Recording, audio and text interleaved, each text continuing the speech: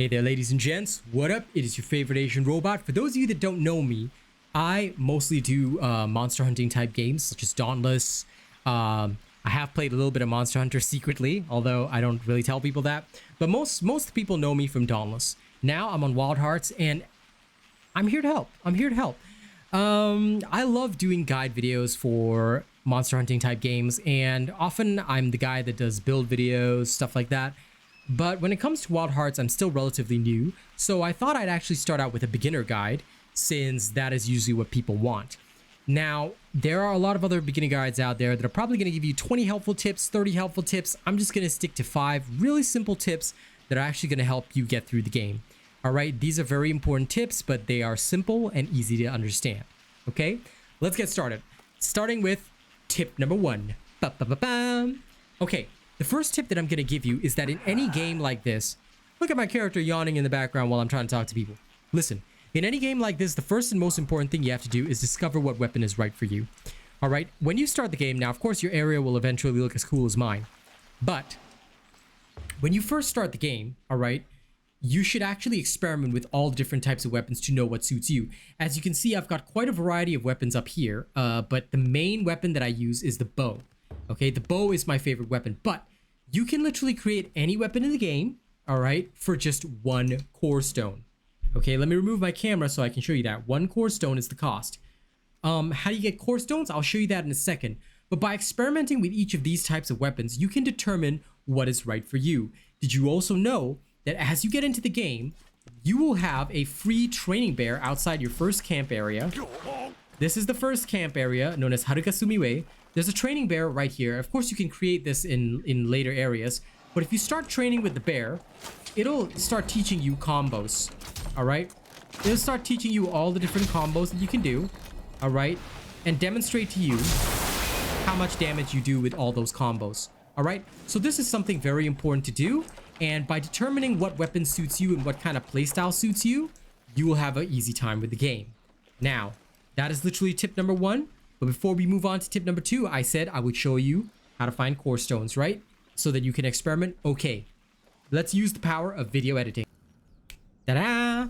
Okay, so as you explore the first map called Harukasumiwe, you'll find rocks that look like this. You also find rocks that look like this on all other maps in the game. These can either give you core stone or well, a variety of other things, but there you go. Core stone right there. Okay, I don't know if you guys saw that. Core stone there. It's still there on my screen. So that's how you find core stone. You can find them and go try out different weapons. It only costs you 1 core stone per weapon. So don't be afraid to try out weapons. That is the first and most important tip that I can give you, which is why so much time is devoted to it. Next, let's take a look at tip number 2. All right, ladies and gents, we're back at camp, and now it's time for tip number 2. Ba-ba-ba-bam. All right. What you have to do in this game is explore and find dragon pits. This isn't exactly the same as Monster Hunter. This isn't exactly the same as Dauntless. Here, it's a little bit of Elden Ring mixed in. You will want to explore maps. Let me show you why. Okay, so these things are called dragon pits. You'll find them all around the map. All right? They are all over the place. Now, why is it important to find dragon pits? Because as you find dragon pits and as you upgrade them, you get something called dragon pit capacity. This comes in the form, as you can see above, of 5 elements. Why are these 5 elements important? Well, as I upgrade them, I have more capacity for each element, therefore allowing me to summon more dragon karakuri. What are these things? Do you see these shrines that automatically gather materials for me, as well as this little cage where I can collect materials and food from? All of these are called dragon karakuri. As you progress through the game, these are going to be very important for you. Why? Because this here sensor tower, okay, is one of the most important dragon karakuri in the game. It costs water resources. If you look at my screen right now, if I were to construct this, it would cost me about 15 water resources, okay? Let me just double check that you guys can see that clearly. Let me remove my camera again for a second. All right, look, 15 water resources would be consumed. I can build this anywhere I like. All right, and I can dismantle it anytime to regain my resources. However, the dragon karakuri are very important because, for example, let's take a look at the map right now.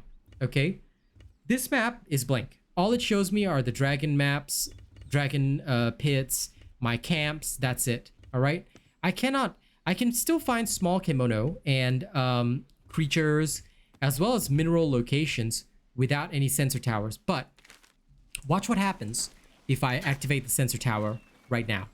Okay, check this out. This shit's cool. Once this is activated, right, it sends out a pulse, and if you check your map again, not only does it show you Karakuri Kemono locations such as the King Tusk, which you may need to hunt, whatever, it also shows you the locations of secrets, which show up as question marks on your map. You can literally just follow that and find the secrets you need, be that Tsukumo or talismans, whatever. It's that simple. So please explore, find dragon pits. Sorry about that. Explore, find dragon pits, and build your Karakuri so that you can have sensor coverage around the whole map. That's literally what I did. All right. Nothing escapes my sight. All right. That's it for tip number 2. Now let's progress on to tip number 3. Okay, video editing power. Tip number 3. Do not hold back from using your basic Karakuri. What are Karakuri? Karakuri are the constructs that you can create, okay? These are one of the earliest things that you'll get in the game. You can put them anywhere, you can dismantle them, but did you know that if you leave them on the map, they will like persistently stay on the map? Now, if you want to use them, you can just leave them wherever you need them, all right? And they'll just be helpful to you.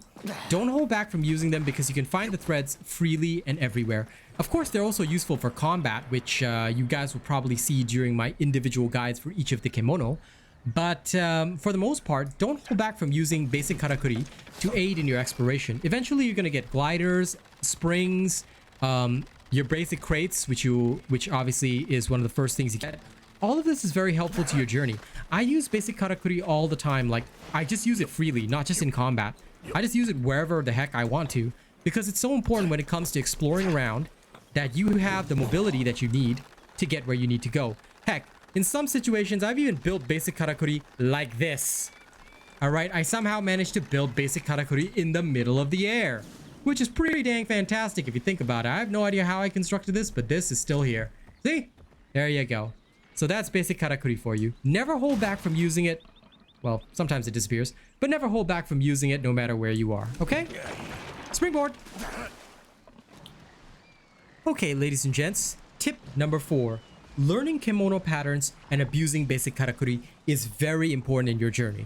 Alright, here we have a basic ass Sap Scourge, but did you know that if you use basic Karakuri in combat, you can alter your combos in various unique ways that could really help you. Now in this case, this thing ran from me. Hang on. Okay, technical difficulties. We'll come back. We're gonna go hunt it down and then we'll resume this explanation. Okay, I found this little punk again. Now, if you use basic Karakuri in combat, alright, you can literally pull off some very, very interesting combos. Each of these have their own unique style, alright, of changing the way you play. But this can offer you really awesome ways of dealing with Kemono. So please, do not hold back, because guess what? As you attack the Kemono, alright, as you learn its pattern, you will gain back plenty of threads, alright, in order to be able to use the Karakuri the way you want. So don't hold back from using them in combat, alright, because this is literally how you play the game, alright? Even your assistant, your little Tsukumo, will help you by spewing out threads occasionally. And there you go. You can devastate Kemono so easily by making sure that you abuse basic Karakuri during combat. Fusion Karakuri, I'll teach you about during the individual hunts. But the basic Karakuri, such as your springboard, your crate, your glider, all of this, abuse it freely in combat. Alright, this will help you tremendously. And of course, there's other basic Karakuri that you will unlock later in the game. Okay, ladies and gents, tip number 5, the last one for this video. This is really, really important, okay? That's why we saved it for last. Are you ready? Okay. Tip number 5. Have you noticed that I've got a little assistant that I named Fat Shark? Because I happen to be an Archetype partner and, you know, it was just an adorable name. Now, this little roly-poly thing is something called a Tsukumo. Sorry, I don't know why I went to the Dragon Pit. If you go to your campfire and you warm yourself, you can enhance your Tsukumo at any campfire. Now, making sure to explore, which I talked about in tip number 2, is very, very important, because the more that you explore, the more you will find cogs. Each map has about 50 Tsukumo, And by gathering cogs, you can upgrade your Tsukumo and get a variety of benefits. Check out what my Tsukumo has learned. My Tsukumo has learned to heal me, okay? My Tsukumo has learned how to unleash a variety of attacks. My Tsukumo has actually boosted my health by quite a significant amount. Okay, this is really, really important to have. Because if you don't have this, you're gonna get ripped apart in later hunts. So make sure to explore around the map, get your old cogs, and upgrade your Tsukumo. This is the most important tip that I can give you. I know the combat music from the last instance is still playing. I don't know how to shut that off. But anyway, you know, I hope these tips have been helpful to you. These 5 tips are literally everything you need to get started in the game. Don't hold back from using... Okay, let me just summarize it for you. Find the right weapon for you. That's the most important thing. Focus on that. Get the right weapon for yourself. Enjoy it. All right, me, Bowmaster. Okay. Always get your dragon pits sorted out. Every map you go, explore around, find the dragon pits. That way you can build your dragon karakuri anywhere and create shortcuts all around the map, create useful things for yourself, such as the shrines that you've seen, the tents, all that kind of stuff. Don't hold back from using basic karakuri, even if you want to travel around the map. I use it all the time. Use it freely. Don't just save it for combat because it's really easy to get threads, okay? Upgrade your Tsukumo constantly. I know that's the last tip, but seriously, for combat, learn the Kemono patterns and abuse your basic karakuri. Whether it's the springboard, the crate, the glider, whatever it is, abuse it so that you can always have an advantage in a combat situation. All right? Don't ever hold back. Karakuri, this is not Monster Hunter, this is not Dauntless. You do not just fight with whatever your weapon of choice is and master all the combos. No. Karakuri are an important part of your entire fight experience. So mastering them is super important. All right?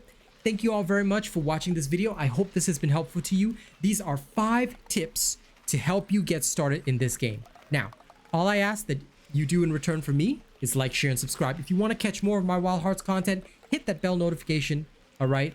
And get it to notify you whenever I'm live. Okay? That's all I ask. Thank you very much. Get this video to 100 likes if you want to support my content, and I'll see you guys for more Wild Hearts very soon. Catch you later.